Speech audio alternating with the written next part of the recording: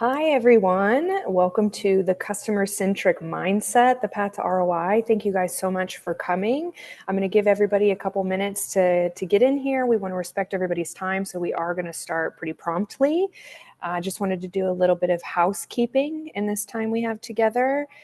There is no chat available, but the Q&A is open. So we will have a Q&A later in the webinar, so please stick around for that. We will also have some resources available that are going to be very helpful for you guys. So we hope that you stick around for that. There will also be a recording post-webinar. So if you are unable to attend the entire thing, if you have to hop off, or if you know somebody that wasn't able to attend today, fret not. We will send you the recording afterwards. Once again, welcome. We are so happy you guys are here. And I'm going to go ahead and invite Jeannie on to join us. Hi Welcome, there. Jeannie. As you guys know, Jeannie is wonderful. We love her. She's going to be talking about building this customer-centric mindset and how it drives real business ROI. It's going to be engaging and insightful, and we can't wait to hear from you. So take the floor, Jeannie. Thank you. And for those of you who don't know Paige on the team, Paige Flanagan, who is our Director of Partnerships and Business Development. And if you have any questions, Paige is a great resource for you as well. So Paige will come back with Q&A so that if you have things, please drop those in the Q&A so that we can make sure that we get to all of your questions. If we do run out of time today, which I hope we don't, but if we do, and we don't get to all of your questions, we will continue to reach out and make sure we do our best to address what you send us. So keep that Q&A going. And we did turn off the chat just because when we've had it open, we lose track of the questions and things. So that's why we did that. But if you have something that isn't necessarily applicable to this webinar, but you have another question for us, go ahead and drop it in the Q&A. We'll follow up with you too. So hi, everybody. I'm so glad that you're here. This webinar, of course, is from Experience Investigators, the company that I founded and I'm still the CEO of 15 years later. And we are talking today about the customer-centric mindset and really how that is the path to ROI.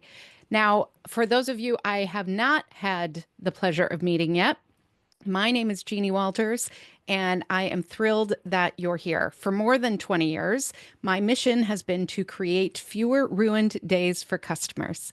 And one of the big ways that we do that here at Experience Investigators is empowering leaders to take the right steps to really make sure you are getting the results you want from the efforts that you put into customer experience. If you want more resources, we have more resources. Check out our Learning Center at experienceinvestigators.com. I'm also a LinkedIn Learning instructor. I have several courses there. Check that out, including a foundational course and other things. And then if you want to check out other videos like this, check out our YouTube channel and the podcast Experience Action. So with that, let's go ahead and jump in because we have so much to cover. I probably included too much here, but if we are going to do this well, we have to make sure that we understand the steps, getting the foundation right, and really looking to how can we get others in our organization to understand how important this is. So in this session, we will talk about how to turn customer interactions into measurable ROI, use how to get that leadership buy-in, which is so, so important. It's one of the biggest obstacles that customer experience leaders face is getting that buy-in from other leaders in their organization. We are going to use real-world strategies to boost those ever-important things of satisfaction and also retention and things that really give us those bottom-line results. And at the end, we will have some resources for you. We have one that we think you're going to be really excited about, so stick around, and we have a special offer for everybody who makes it to the end with us as well. So in customer experience, it is notoriously challenging to connect our individual efforts to clear benefits and return on investment. And this is simply because customer experience touches almost everything, right? It's very hard to draw a straight line, especially if we don't have the right strategy, the right goals, the right outcomes really defined. So sometimes I go in and I talk to executive teams or leaders like you, and I say, okay, so what is your goal for customer experience? What's going to happen here at your organization that will really help you differentiate in the market, that will help you get those results that you want? And I hear answers like this: we're going to put our customers first. That is great. I love hearing that. But that is not a goal. That is a wish. That is something that you can say is important to your values and your ethos, but you have to take it a step further. The example I like to use is, can you imagine a sales leader and you say, "What's your goal for this organization?" And they say, "We're going to sell," right? We're really going to sell. Now, of course, people would say, "Yeah, we know." That's the job. But how are you going to do that? What is the outcome that you're trying to do? If you don't define these things, people assume that you know what this takes. They assume that you're all speaking the same language. Another leader, I said, "Well, okay, that's great that you want to put your customers first. What does that really mean?" And he stood up at a whiteboard and he drew this. He said, "Here it is." And again, you could go out with this and have tons of town halls and meetings and say, "This is what we're doing, everybody." But then people are going to go back and realize, well, how are they judged on that? Maybe they're not judged at all. They're going to go back to what matters to them. How will they get their salary? How will they get their bonus? All of those things. So when we talk about customer experience within an organization, we have to make sure that we are really thinking about it as part of the business, just like sales, just like marketing, just like supply chain management, all of those things. If we don't treat it as part of the business, then we're really not managing anything. So today we're talking about a solid customer experience management strategy because it makes everything else easier. It helps you make those informed improvements, and it shows how your activities help the whole organization, not just customers, not just customer experience. We are talking about doing things that have a direct impact on the overall organizational success of your whole company, business, leadership, everybody. And why are we doing this? Well, companies that prioritize CX see 1.7 times higher customer retention rates. Most of us cannot sell our way to success all the time. Now, what do I mean by that? If we are only focused on acquiring new customers, then we are missing opportunities for keeping the customers we already have, getting them to spend more with us, getting them to refer others to us, and it keeps our service costs down. It keeps our product development costs down when we are including the customers. So we need to think about this from a business perspective. Customer-centric companies are 60% more profitable than companies that don't focus on customers. Now, you might be thinking, well, all companies focus on customers. There are organizations that are so focused on product that they miss the opportunity to include customers and to make sure that they are really focusing on the experience with those products. Right now, there's a big discussion happening in the world around what do we do with all this electronic waste, right? And people are starting to turn and saying, well, maybe this shouldn't be on the customer. Maybe we need to work with these organizations. They're starting to really connect the dots between, okay, customers might use this product for certain things, but we have to think about the entire journey that that customer has with the product. That is shifting thinking a little bit from purely product focused to customer focused. 86% of buyers say great customer experiences increase their willingness to pay more. We have all done this as customers. We have gone into various retailers. We have made decisions as business people where we've said, you know what? I just like the way I feel in this experience. I like that they're sharing more with me. They're educating more. They're proactively telling me about discounts that I might qualify for, all of those things. And we make a decision to spend more for that experience. This happens. We sometimes aren't even aware that it's happening because our decision-making process is actually driven by the emotions that we have, and then we rationalize it with logic. So we have to connect to emotions as part of this too. And I know I've worked with lots of organizations. I've worked with utility companies and engineering companies, and those are not necessarily touchy-feely organizations. However, we have to get our leaders to understand that emotions actually drive business results. And the more that we can connect that, the more that we can make sure that they understand this is about driving business results, the more we can get their attention, their investment, and their support. And I want to say something directly to those of you who maybe are in a situation where you are in a place right now where you have to defend your role, because customer experience leaders today are asked to defend their role. They are asked again and again, why should you be here? Why should we invest? Because none of us were taught this as business people. We were not taught when we looked at a business plan to consider customer experience. We were not taught by the great business schools in the world until recently that customer experience is something that goes beyond the sale, beyond the transaction. Everything was about acquisition and management of the people inside the organization and processes and systems inside the organization. So your leaders have that lens. It's up to us to really make sure we have the right tools in our toolkit, the right information, and the right way to communicate that. And that's why we need a solid foundation. So here at Experience Investigators, we approach customer experience as a mindset, a strategy, and a business discipline. And that's what we're going to be getting into today. Now, you'll notice everything starts with mindset.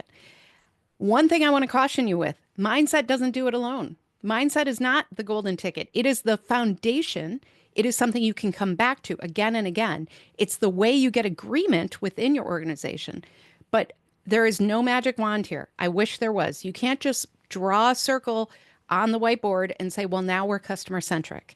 So a mindset is really, when we talk about what that is, it's a set of beliefs that shape how you make sense of the world. Now, what does that mean?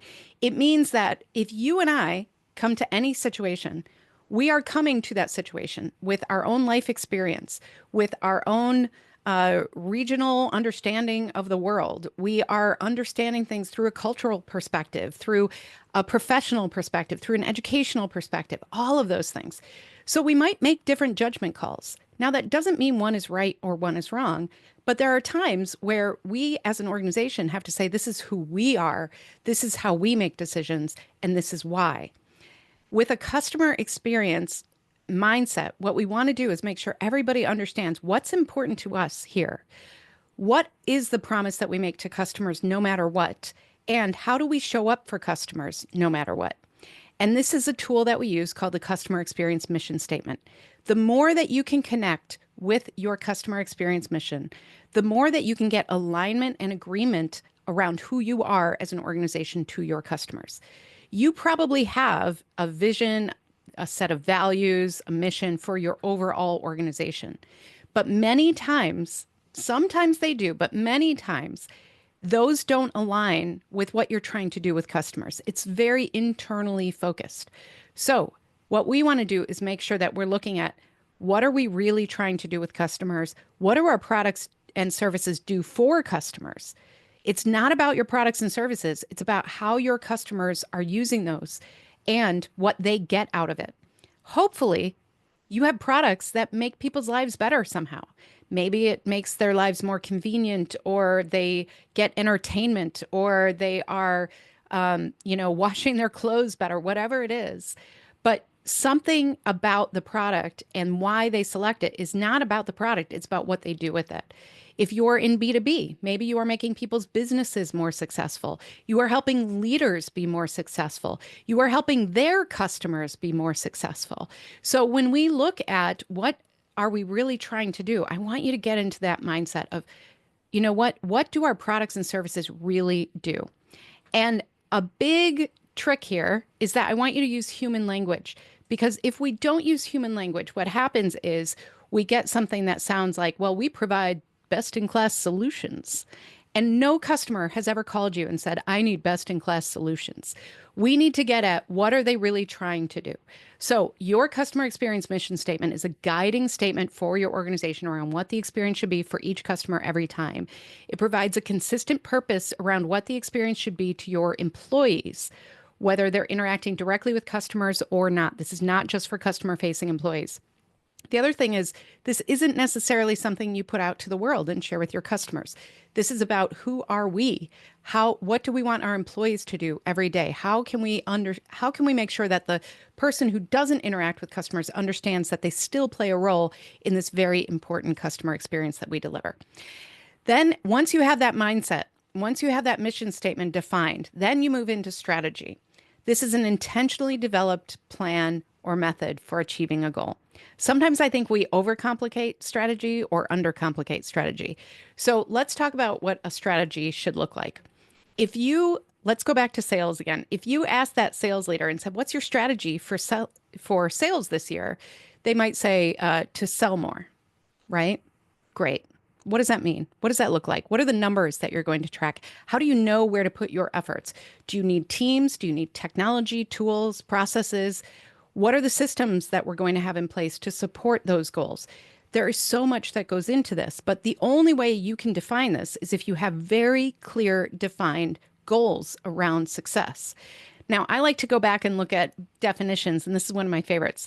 So, strategy is really from the Greek, and I love this image because I always think of like Athena, like a warrior on a horse leading into something.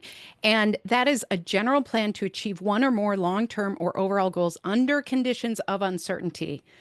We live in a constant state of uncertainty right now. We cannot guarantee things. And that includes if you as a CX leader are being asked for a goal of, for instance, you need to improve net promoter score. How can you guarantee that? How can you guarantee that? It is a measurement, not an outcome. So what I want you to think about is what is it that you're really trying to do for your organization? What would be most important to your leaders? How can you prove bottom line results? I want you to think about that in terms of if your key KPIs, key performance indicators, or OKRs, or goals in general, if you have those as an organization, I want you to start there. Look at what does your organization, what are they trying to do? Are they trying to retain more customers? Are they trying to improve renewals? Are they trying to get customers to buy more products? Then you want to break that down and think about what is it we could do in customer experience to improve that? Well, let's take renewals. Could we work with the customer success team? Could we look at the obstacles, the friction points that prevent that? Could we get more proactive about serving people before the renewal comes up so that we can improve those numbers? All of that comes back to understanding our customers and understanding them through the customer feedback that they give us and other metrics and things like that. But if you just come back and say, well, we want to survey customers and provide insights, that's not moving action. We have to connect that with why. What are we trying to do for the organization? What are those goals? So think about what is that specific goal or result? And then once you have that idea, we want you to put that into, again, a statement of sorts. Now, this is a bigger statement. This is more time bound. This is about things like how do we attach our CX goals to our organizational goals? So we actually use this to identify what specific outcomes will be most meaningful to your customers and your organization and your leaders. What does your chief financial officer care about? Finances. What does your chief marketing officer care about? We want to look at each of those and make sure we're crafting goals around things that really matter to the organization. Saying things like, well, we want to improve our customer experience, or we want to deliver exceptional customer experiences. If that's all we're saying for goals, they're going to shrug. They're going to say, okay, what does this do for us? We're just investing, that's it? No, we need to show them the return. So we need to tie those outcomes back to organizational goals and leadership goals. We want to look at what metrics we'll use, not just feedback metrics, but operational metrics. Let's look at renewal rate. Let's look at retention. Or the flip side of this, can we save them dollars and cents? This is where we look at things like service cost. Can we lower the service cost? Can we improve our experience enough so that we don't get as many returns as we usually do? Can we look for ways that we can really, shave off some of those expensive things that happen in service through being more proactive and intentional about our customer experience? We also want to look at the realistic parameters. And I say this because Some of you are industries with regulations. Some of you are in industries with lots of compliance or legal. There are things we have to deal with. We can't wave that magic wand and just do what the customer wants all the time. So let's not say we will. Let's get real about the limitations that we have. Most of us, maybe a few lucky ones out there, but most of us don't have infinite resources. We don't have budgets. We don't have the number of people that we need, all of those things. So get realistic about that. Sometimes what that means is we have to take baby steps. And I want you to define what those baby steps are in terms of your objective. So if you are thinking, well, we can't do anything because our customer relationship management system is antiquated and we need a new one. Well, you can't just come in and say, we need a new one. You have to justify it. And so, how will getting that new CRM system actually help you achieve these organizational goals? Well, we could track our renewals better. We could be more proactive. We could have automation. All of that would lead to better organizational outcomes. So, all of this is really defined by your organizational goals and your leadership goals. But we tie it back to the mission statement. The mission statement allows you to have agreement with your leaders about who you are, no matter what. Now, I'm going to share a public example, but this is something that is going to be very unique for your organization. Some of you have organizational missions that actually work for this. I love that for you. I hope that everybody is on board with that. Many organizational mission statements do not really address the customer experience. They address things like being best in class, shareholder value, things like that. I want you to look at, it's not just about being the biggest in the world. Why do you want to be the biggest in the world? What is the value that you're bringing to the world? So REI, which is an outdoor equipment and clothing provider, retailer, they have a great mission statement that I really think applies to being a customer experience mission statement as well. It says here at REI, we believe a life outdoors is a life well lived. We believe that it's in the wild, untamed, and natural places that we find our best selves. So our purpose is to awaken a lifelong love of the outdoors for all. Now, you'll see here, it does not say that they're going to sell a bunch of, equipment, that they're going to sell X number of tents, that they're going to have people understand what it's like to, just do one thing in the outdoors. This is a bigger idea to them. So the way that they deliver this, they have lots of different ways that they deliver this through their retailers. But one of the things that I think you could look at and say, well, what would we do here? Well, maybe we teach. Maybe one of the goals is to get more people into the stores because we know that's going to improve revenue. So, okay, let's get more people into the stores. Could we offer training? Could we offer special events? Could we offer things that are more experiential to get people in the door? Let's work with that team to make sure we can do that. This also shows up not only in this, but in how they behave. One of the things that they started in 2015 permanently was they started their opt outside campaign. Black Friday here in the United States, the Friday after Thanksgiving, is the biggest day in retail. Retailers live for this day because that's when they get in the black. That's really when they move from being in debt to actually having a profit.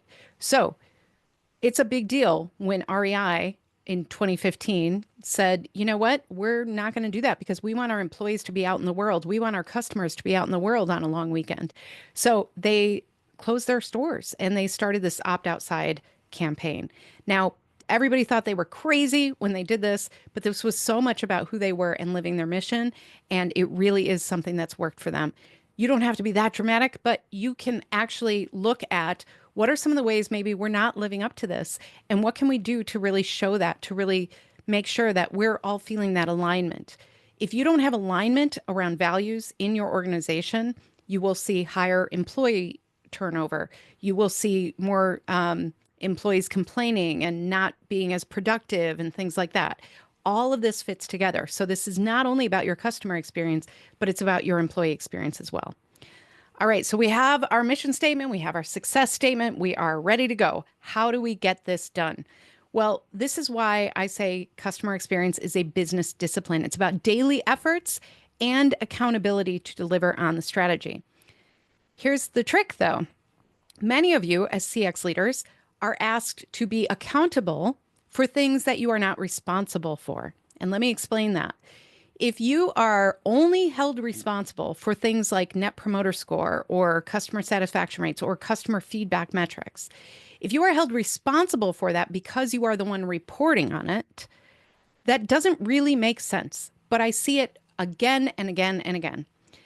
You, as the CX leader, might be the one who is sending out the surveys, who is tracking the sentiment analysis, who's doing all of those very important things. But you are the messenger. You are not the person who can make the improvements. If everybody is complaining about the mobile app, you are probably not the one responsible for the mobile app. So if that team, if those leaders have not bought in, if they are not part of this, then they're just going to do their thing.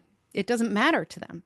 And you might be held accountable when those numbers don't change. So what I want you to do is think about what are the levers you can pull and how can you define things so that everybody understands why it's important. And the best thing you can do is discuss outcomes, not magic. This is not about, hey, we just want our customers to be happy and we got some insights for you. This is about, hey, let's talk about what this would do. How can this be a win-win? So if you go to your mobile app provider or team leader and you say, one of our big organizational goals, as you know, is to improve engagement to get more from each customer. Maybe that's a big goal. We've identified a few challenges that customers have shared with us about the mobile app that we think if we fix those, we could actually get to this outcome a lot faster and it would make our leaders happy. You would look great, by the way, mobile app person. You would look fantastic. We want to make them the hero. And we want to make sure that we are sharing the right insights with them so they understand the importance. Now, as I get to this point, this is when sometimes people say, this sounds great, but we are so not there. We don't even know what we're doing yet. I know that I wish I could make these changes, but it's too much. I can't get the buy-in. So I want you to start small if that's where you are. Start with one customer touch point. Think about what is that one improvement we can make? And then you want to determine your cost to benefit ratio. This is how you will make decisions. So the formula for this is pretty straightforward. Now, will this be perfect? It might be. If you have a financial whiz, if you have data whizzes on your team, great. If you're doing this on the back of a napkin, it's a place to start, right? Sometimes we have to make assumptions. We have to make guesses and take some risk. Sometimes the risk isn't worth it. So you have to make those decisions based on where you're starting. But if you can start with that pilot, if you can start with a small program, I promise you, this will help you gain that buy-in. So you start with this total expected benefits divided by total expected costs. What is that to one? So let's take an example. We think, you know what, we're getting all this feedback from customers. We know our goal is to improve, purchase rate this year. And we know we have a lot of shopping cart abandonment on our site. So that operational metric of shopping cart abandonment plus the feedback that we've gotten tells us that maybe we want to focus on a website redesign for e-commerce. We feel like maybe it's dated. So we look at the benefits and we figure out, you know what, this could mean $1 million in annual increase in revenue. That sounds pretty good. We know that there will be $50,000 in savings for customer support. People won't be calling about their carts, about the problems that they're having with the site. Great. Well, if that's all we said, the next question, of course, would be, well, how much is this going to cost? That's what we figure out. So the expected costs here, we work that out and we say it's going to be $230,000. Well, pretty obvious here that the cost benefit ratio makes this worthwhile. But we have to explain that. We have to talk about how every dollar spent yields $4.57 in benefits if we do this and if these are the outcomes we achieve. And by the way, our customer experience mission is all about helping our customers live more convenient lives or something. So let's go back to that and say this also helps fulfill our CX mission and it aligns with our overall goals. We have to connect the how, the what, the why all the time and always come back to that why. Always come back to that why. So let's say you do this and maybe it doesn't work out so well. Maybe you're a smaller organization and you want to redesign a small website because you've heard, that it's kind of dated and people tell you, it's not great. Well, you look at the benefits and you think, well, from this, we could get 3,000 annual dollars from this. But the expected cost, it's $7,000. So gosh, maybe we shouldn't do this. Now, maybe we should based on the timeline, based on your overall goals, but this tells you exactly what to look for. Maybe we shouldn't do this. Well, what could we do instead?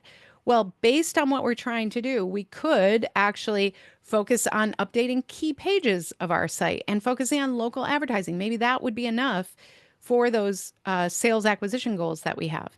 And then if we look at our mission is really to be this small town provider and be there for our customers. Well, if we overinvest, we're not going to be there for our customers. So we say, well, this doesn't really meet our mission and it doesn't really fulfill our organizational goals. We have to constantly peel the onion here and look at how are we contributing and what happens if. What is the pain that happens if we don't do this? And what is the pain that happens if we do? So cost benefit ratio is a great tool for you. We also want to look at prioritization. I like to say in customer experience, sometimes everything feels like a priority and nothing becomes a priority faster than when your CEO gets that email from a customer, right? You know exactly what I'm talking about. The CEO gets an email, somebody figured it out, and the customer says, I've called support, I've done this, I can't get this, you guys are awful. That suddenly becomes the urgent priority. Now, those things are going to happen. But if we're only replying, if we're only focused on urgency every day, we're not going to make progress. We're not going to make that big a return on the investment that we want. So I want you to think about, this is a very simple matrix that we use all the time, but really think about what is the impact and what is the feasibility. And if you can find things in that upper right-hand corner, high impact, high feasibility, that's where you start. That's where you start. Those are the quick wins. After a while, those get harder because you've already improved so much. So then you want to look at, okay, what if we look at the high impact, low feasibility? Sometimes low feasibility is really time. We won't be able to do that this year. We don't have the money to invest. We don't have the team. Sometimes it's breaking down the feasibility issues and figuring out, okay, what would happen if we did do this? Would it be worth it to invest in teams, in tools and technology? So really look at overall, what would that impact be? And again, this comes back to your CX mission statement, because the more that you can tie this back to your why, the more you have that alignment and agreement with all of your leaders. Hey, this is what we promised. This is who we are. This is what we're trying to do as an organization. So I think this would have a big impact. And here's how it would help the organization. So we have to tie back why both to the mission and to the organizational success for every single thing that we want investment in. So we want to align those overall priorities. And then many of you, I'm sure, have heard about or use this phrase of we need to make data-driven decisions. And yes, that is very, very true. But I would encourage you to think about what data, because if we're only using things like, well, we want Net Promoter Score to go up, that's not really, again, an outcome. That's a measurement. That's a way to measure. But what is the outcome that we want? Well, we want happier customers who spend more with us, who don't require as much support. We want to, gain more of the market. We want to go into a new market. Whatever those goals are, that's where you have to think about it. So when considering the spectrum of data-driven CX metrics you can measure, leaders need to define how and why they're used. How and why. I have seen, and this happens in marketing too, I'm going to say, sorry, marketers, but so much data, right? We have so much data that we can access. So I have been in meetings where people say, hey, look at all this data. Look at all the data that we get. And then the next month they come in and they say, look at all the data. And leaders start losing interest because data is not really an outcome or even an insight. We have to provide the insights. What does the data tell us? What does it tell us when customers aren't renewing at a certain rate? What does it tell us when we are not gaining the market share that we expected because, you know what? We can't keep our customers. We can't retain them. What does it tell us when our employee retention is not where we want it to be and there's too much turnover so that it's not really providing a great customer experience? We have to look at that. We have to be investigators. That's why I named this company Experience Investigators. I think there's so much around being curious in what we do as CX leaders. We need to really look and understand, what does this data tell us and how can we present it in the right way? So, whatever you choose to measure, set a benchmark before implementing your CX initiatives, track changes over time, like monthly, quarterly, annually, and calculate the CX impact score and financial impact. That is so important. If you go to your CFO and you say, look at all the stuff we did for customer experience, and she looks at you and says, okay, so what did that bring to the organization financially? If you cannot answer that question, then it's very easy for them to think, well, this is nice. It's a nice thing to do, but it's not really part of running a business. That is exactly the opposite of who we want to be. We are business leaders. You are empowered. You can walk in and be that business leader by saying, this is why it's important. This is what we're doing about it. This is how it's going to benefit the organization, the leaders, and everybody in our organization, and all of our customers as well. So how do we connect our day-to-day activities and specific investments to CX benefits? How do we do that? Start with the why, align with business goals, and showcase those efficiency gains. Sometimes the first thing that will happen is that you will be able to say, okay, we are expecting these outcomes after we have invested for a while, invested time, money, resources, everything, but we are already seeing efficiency gains. We are seeing that service calls are going down. We are seeing that teams are working together and not duplicating efforts. We see this all the time. We are seeing that customers are no longer requesting refunds like they used to, or looking for special treatment because they feel good about the experience. There are all sorts of ways to really showcase that, but you want to showcase that as you go because people need to see progress. And this is really about communicating CX success to your executives, to your leadership. Use your CX mission statement. This agreed upon statement identifies your current organizational vision and how to connect everything to drive the experience.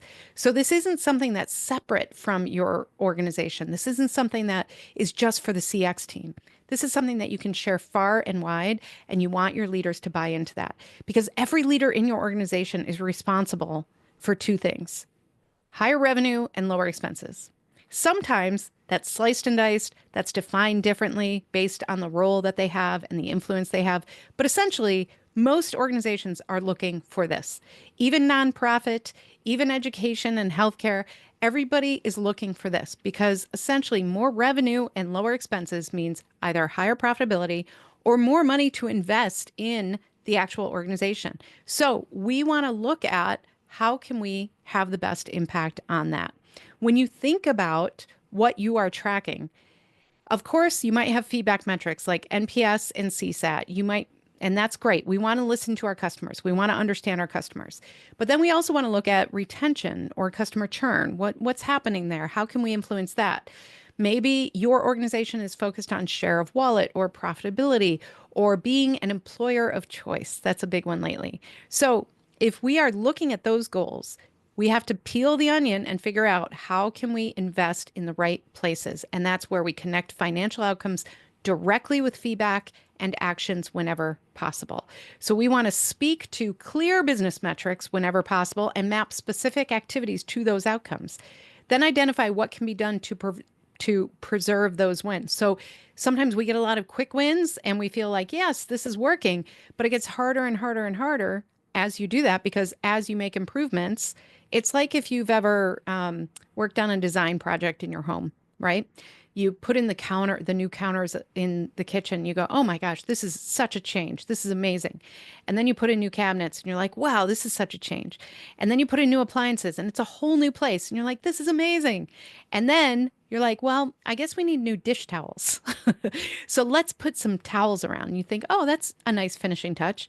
And then you're kind of done. So if you maybe put a vase in the middle of the room, yes, that's making a small improvement, but it doesn't have the impact of the initial improvements because they're big. You can see them.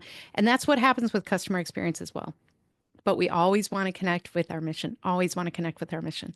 So the last thing I want to talk about here is gaining CX buy-in with customer storytelling. We are often asked to present charts and graphs and dashboards and scorecards, and that's all wonderful. But I have seen so many executives glaze over while they're looking at that. And then it becomes a story of numbers and not people. And at the end of the day, we are representing people. We have to make sure that we are staying human in the work that we do. So yes, we want to talk about revenue. Yes, we want to talk about expenses. Yes, we want to talk about ROI.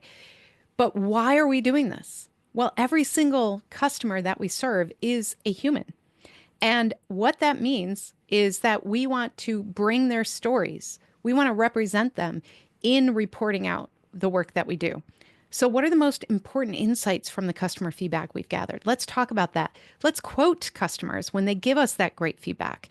Let's use things like contact center recordings or customer videos to show this is really what it is. People are sharing a lot more. Let's go ahead and listen to them. When we share that with our executives, they sit up and pay attention. I have absolutely seen this so many times. You play a recording of a customer who is frustrated, and you can hear them frustrated within the process that you created. And that CEO, that CFO, they're going to know why it's important. So we need to weave this in to how we talk to our leaders as well.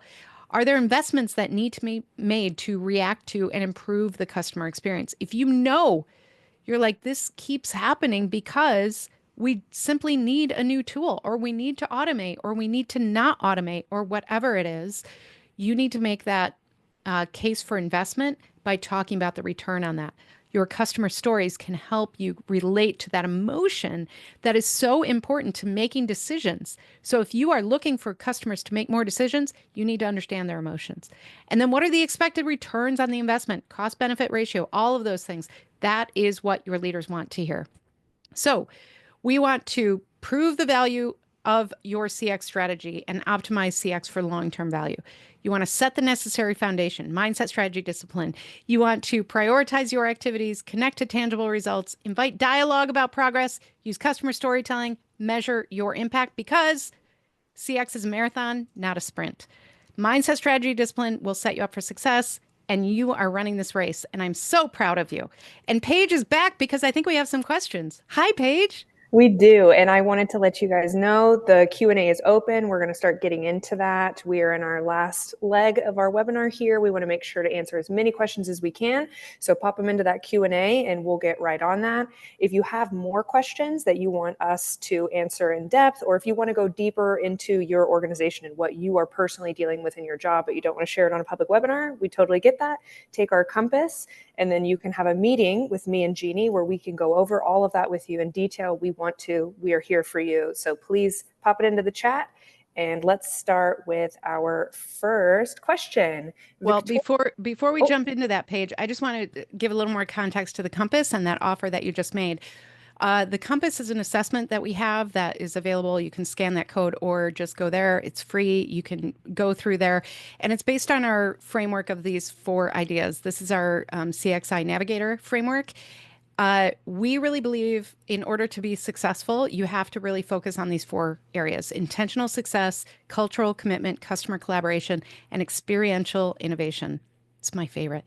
And intentional success is what we really talked about today. How do you define success so that you can move forward? But all of these have a place, and some organizations are really good at cultural commitment, but they haven't quite figured out customer collaboration. Many of you are really good at customer collaboration because you're listening and you're collaborating with them, but you haven't quite figured out what to do with that around innovation. What the Compass will give you is an idea of where to focus, of where you might need a little more focus in doing this. But really, everybody needs intentional success. And so if you are here and you're struggling with that, that's what Compass will help you kind of see. We also provide some resources at the end, things like that. The call that Paige just offered, we don't usually offer that for every single Compass. We're doing that for you to be in this webinar today. It's a great opportunity to talk directly to me, directly with Paige, and figure out what are the next steps you can take. And again, we have so many resources that sometimes the conversation is really about, hey, check out LinkedIn Learning. Hey, check out this. We can send you different tools, things like that. So we encourage you to have those because, again, our mission is to create fewer ruined days for customers through you by empowering leaders like you. So you are helping us live that mission.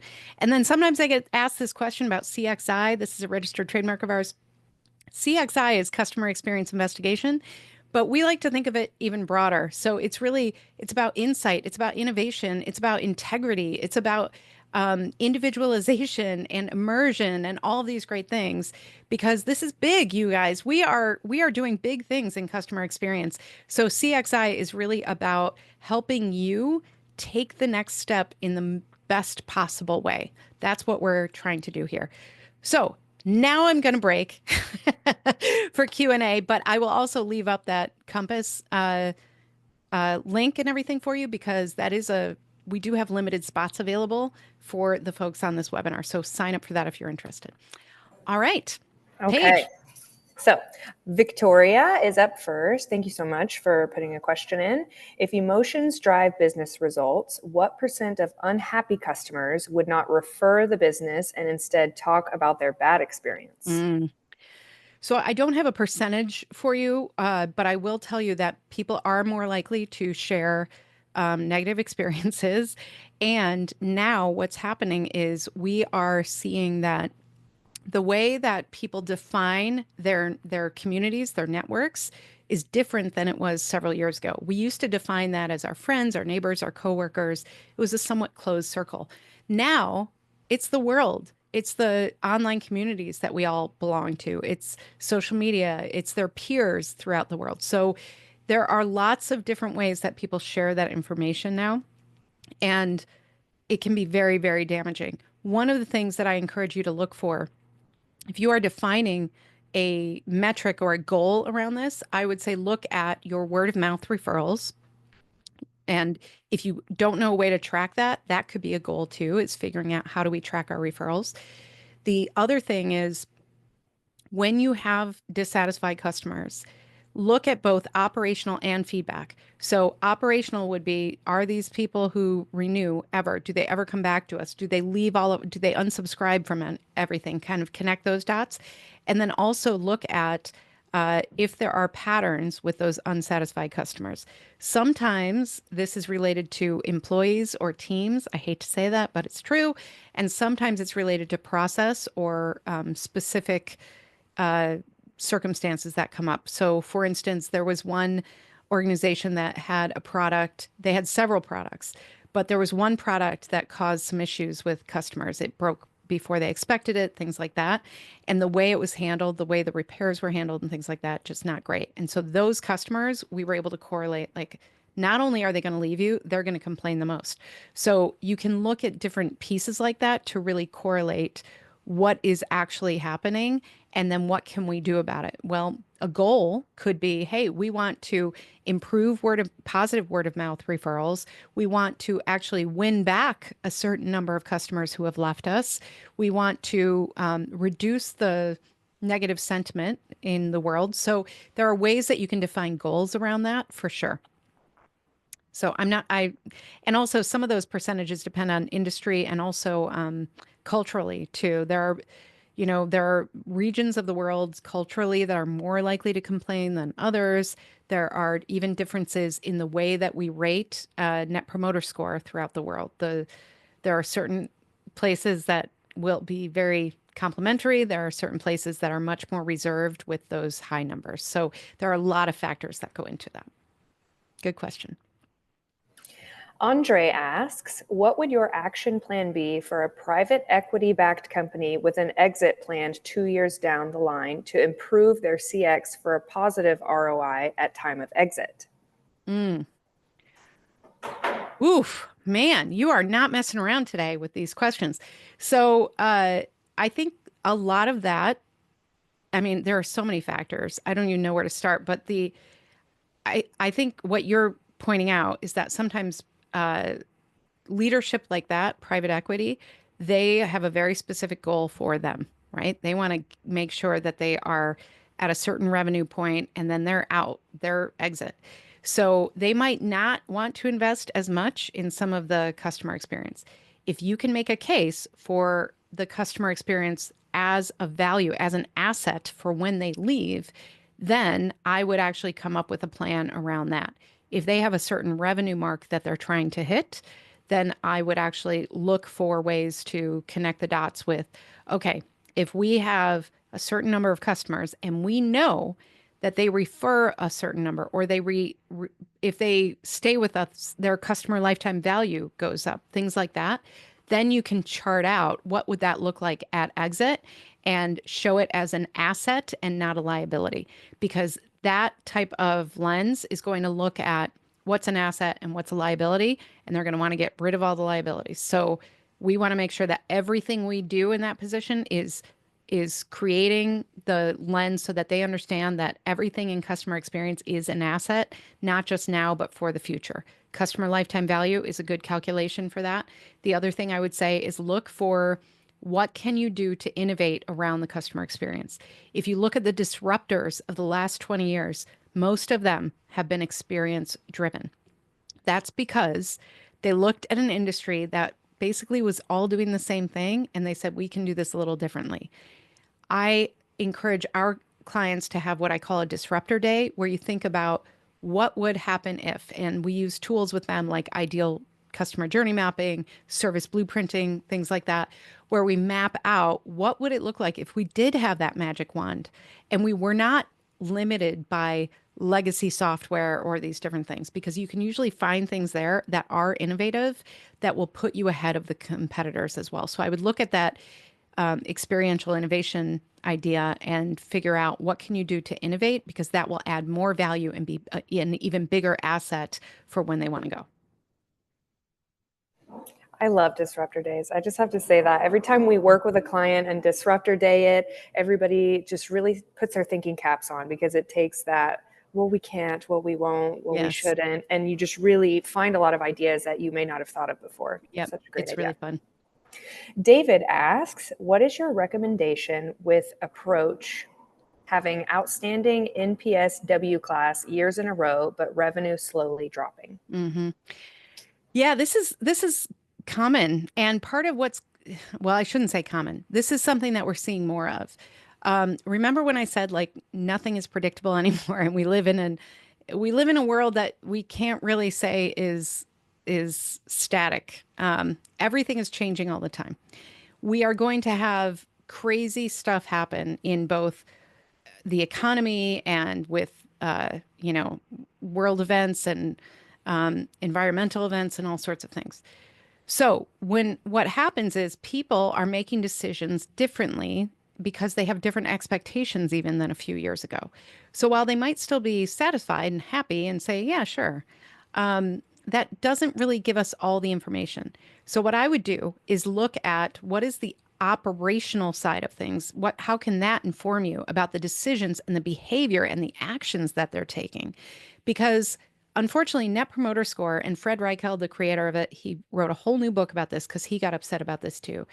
It's been misused in a lot of places. It's been overused. It's been used in such a way that now people don't really interact with it authentically all the time. The other thing is it's gamed a lot of times. So sometimes you'll be in a situation where they'll say, oh, if you can't give me that high number, then we've got to talk about it before you give it to me, right? That's gaming the system. So we have to kind of take it with a grain of salt. Now, some people love it, some people hate it. I land in the middle. I think that you can use it properly. Unfortunately, I think it's saturated the market in such a way that customers are not always engaging with it in an authentic way anymore.